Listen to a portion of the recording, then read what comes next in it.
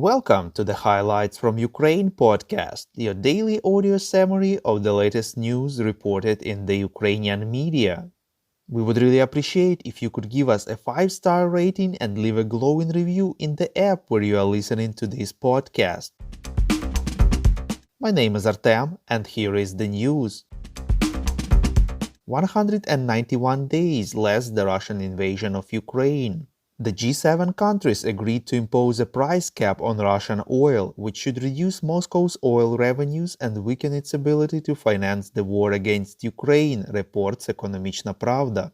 If the price for oil is higher than the limit, G7 countries and others who support the decision won't allow sea transportation of crude oil and oil products of Russian origin all over the world. The aim is to impose the price cap from December 5th. The European Commission already promised to work to reach an agreement within the EU regarding the price limit for Russian oil. The media expect problems with some of the countries, especially Hungary. The Kremlin responded by warning that it will not sell oil to those countries who join this price cap policy, as they see it as a violation of market rules. In his evening video address, President Volodymyr Zelensky said that when the price cap mechanism for Russian oil will be implemented, it will become an important element of protecting civilized countries and energy markets from Russian hybrid aggression. He added that the price of Russian gas must also be capped. Zelensky believes that these sanctions will not only limit the flow of petrodollars and gas euros to Moscow, but also restore justice for all Europeans, whom Russia is trying to blackmail with artificially inflated prices on the energy market. Head of the International Atomic Energy Agency Rafael Grossi returned to Vienna, Austria after his visit to Zaporizhzhia nuclear power plant in Ukraine and gave a press conference, reports Ukrainska Pravda.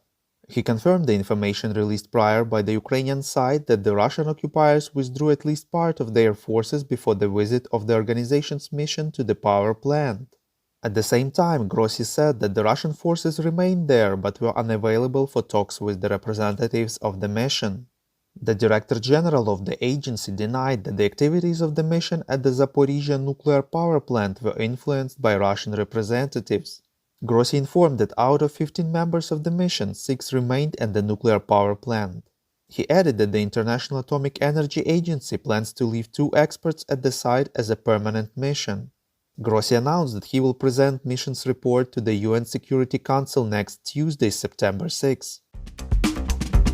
The Biden administration asked the US Congress to allocate additional security and economic assistance to Ukraine in the amount of $11.7 billion, reports Radio Liberty.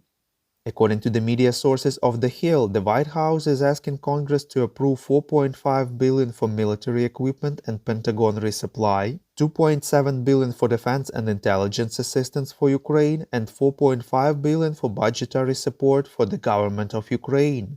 The funds are needed to maintain the pace of assistance to Ukraine. The White House will ask for additional $2 billion to help shore up domestic energy supplies to offset impacts of the war on the global energy market.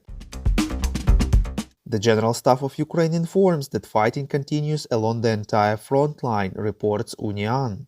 Yesterday evening, the Russian troops became more active in the Bakhmut, Avdiivka, Novopavlivka and Zaporizhzhia directions. Ukrainian forces successfully repelled enemy attacks in the areas of Bakhmutske, Kodema, Zaitseve, Avdiivka, Marinka and Vremivka. In particular, the enemy units were destroyed in the Zaporizhzhia direction. Over the past day, the enemy launched 6 missile and more than 20 airstrikes on military and civilian objects on the territory of Ukraine. Ukraine returned another 14 of its military from Russian captivity, reports Militarny. According to the Coordination Headquarters for Treatment of Prisoners of War, the freed military were captured back in spring. Among the released prisoners of war, there are 1 officer and 1 military doctor. Our Patreon supporters get access to a cool new series on wartime life in Ukraine. To join the club, follow the link in the description below. We call on you to demand from governments of your countries to impose the toughest sanctions possible on Russia and its citizens to stop their invasion of Ukraine. Thank you.